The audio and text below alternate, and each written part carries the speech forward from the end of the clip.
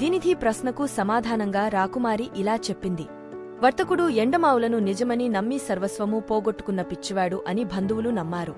అయితే నశ్వరాలైన సంపద శాశ్వతమని నమ్మిన తాము కూడా పిచ్చివారమని తెలుసుకోలేకపోయారు వారు.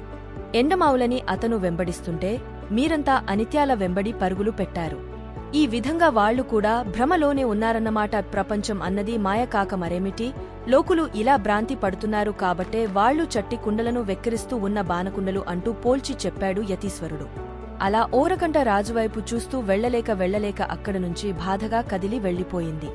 రాకుమారి రాజు మనసు కూడా ఆమెని వెంబడించింది. శరీరం మాత్రం దీనిదితో పాటు బసచేరింది. బసకు వచ్చాక మిత్రుడా, నువ్వు ఏమీ కథలు చెబుతున్నావో నాకు అర్థం కావడం లేదు. ఆమె అన్నింటికీ సమాధానం చెబుతోంది. ఈ రోజు కూడా నిష్కారణంగా గడిచిపోయింది. ఇంకా 7 రోజులే మిగిలి ఉన్నాయి. చివరికి ఆమె నాకు దక్కకపోతే నిన్ను క్షమించేది లేదు. రోజు రోజుకు ఆమె వల్ల, ఆమె చూపుల వల్ల నా మనస్సు బలహీనం అవుతోంది. అక్కడ ఉన్నంత సేపు మైకంలో ఉంటున్నాను.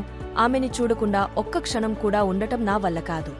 రేపటిదాకా బతికి ఉంటానో లేదో అంటూ ఆమె చిత్రపటాన్ని చూస్తూ గడిపాడు ఆ రాత్రి హేమప్రభువు.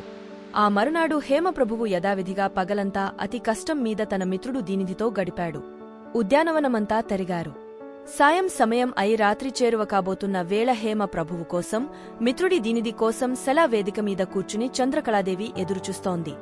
ఆమె వెండిని మించిన తెల్ల చీరలో గరుడ పచ్చులు పొదిగిన రవికతో బహు అందంగా ఉంది. ఆ చీర, రవికకు తగినట్టు కరీటం, నగలు ధరించినది ఆమె.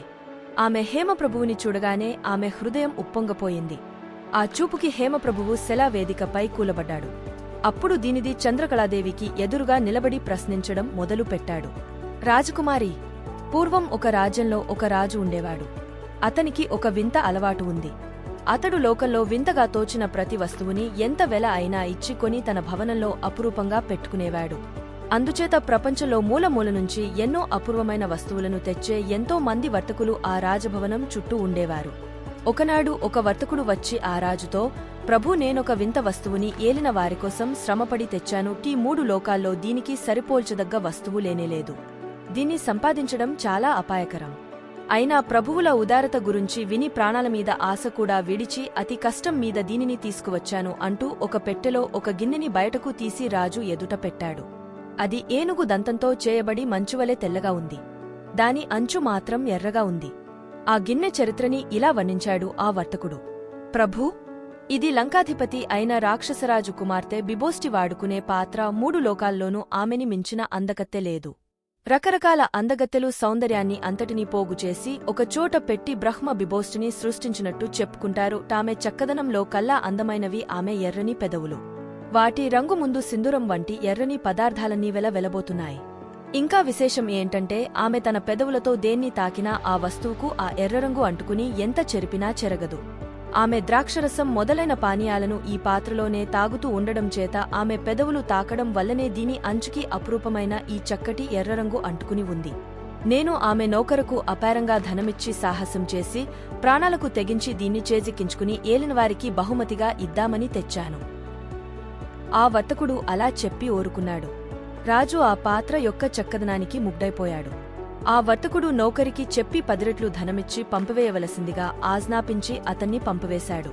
ఆ పాత్రను రాజు తన గదిలో భద్రపరుచుకున్నాడు.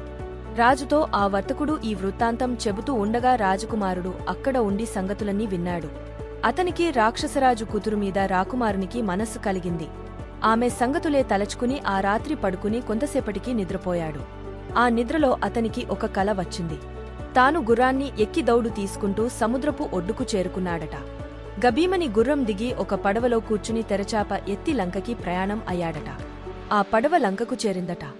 ఒడ్డుకు రాగానే రాజకుమారుడు పడవలోనే ఒక్క గెంతు గెంతి నేలమీద పడి పరిగెత్తబోయి లంకానగర వీధుల్లో ప్రవేశించాడట. కొంతసేపటికి అతనికి రాజకుమారి ఉండే దివ్య భవనం కనపడిందట. అక్కడికి అతను వచ్చేసరికి సాయంత్రం అయిపోయింది. సూర్యుడు పడమటి వైపు చివర, చంద్రుడు ఆకాశంలో తూర్పువైపు చివరా చేరుకుని అదొక వింతగా కనపడ్డారు. కొంచెం సేపటిలో చంద్రుడు తేజస్సుతో ఆ ప్రాంతాన్ని శోభాయవంతంగా చేశాడు. రాజకుమారుడు ఆ సౌధం మీదకి చూసేసరికి వర్తకుడు వర్ణించి చెప్పిన ఆ లోకోత్తర సౌందర్య రాశి బింబోష్టి అతని కంటపడింది. చంద్రుడి వెలుగు ఆమె మీద పడి ఒక కొత్త వెలుగు కనిపించింది. కొంత పసుపు పచ్చగా ఉన్న చంద్రబింబంలాగే ఉన్న ఆమె ముఖంలో ఎర్రని 2 పెదవులు అగ్నిజ్వాల్లా ప్రకాశించాయి. రాజకుమారుడు వాటి తేజస్సుకు అందానికి ముగ్ధుడైపోయి నించున్న చోటనే మూర్ఛపోయాడు. ఆ మూర్ఛలో ఆ పెదవులు 2 పెరిగి పెరిగి కొండంత అయ్యాయి. అంతలోనే శిథిలమైపోయి లెక్కలేనన్ని పెదవుల జంటలు తయారయ్యాయి. అవి ఆకాశమంతా వ్యాపించాయి. అందులో కొన్ని పెదవుల జంటలు రాజకుమారుని చేరగా సుతారంగా పట్టుకుని ముద్దు పెట్టుకున్నాడు. ఇంతలోనే అతనికి బింబోష్టి అంతఃపురం కనపడింది. అతడు చెరచెరా లోపలిపోయి అంతఃపురం చివర్లో ఉన్న రాక్షసపుత్రిని చూసి ముగ్ధుడై ఆమె పాదాల వద్ద కూలబడ్డాడు. ఆమె పెదవులు రాజకుమారుని సమీపించాయి. దగ్గరకి వస్తూ అవి మిక్కిలి భయంకరమైన దవడలుగా మారిపోయాయి. ఆ దౌడల దగ్గర పెదవులు ఆకుపచ్చగా ఉన్నాయి. ఆ దవడల రెండిట్లోనూ 2 వరస దంతాలు తెల్లగా రంపపు పళ్ల మాదిరిగా వాడిగా ఉన్నాయి. వాటి లోపల భాగంలో లోతుగా నల్లగా ఒక గొయ్యి కనపడింది. ఆ గొయ్యి పెరుగుతూ రాజకుమారుని సమీపించే సరికి తుళ్ళిపడి గట్టిగా ఒక కేక వేశాడు. అంతలో తెలివి వచ్చేసింది. రాజకుమారి ఆ రాకుమారుడు అలా కేకలేయడానికి కారణం ఏమి అంటూ దీనిది అడిగి ఓరుకున్నాడు. దీనికి సమాధానంగా రాకుమారి ఏమని చెబుతుందో వచ్చే ఎపిసోడ్లో మన చిన్ని ఆశ ఛానల్లో విందాం.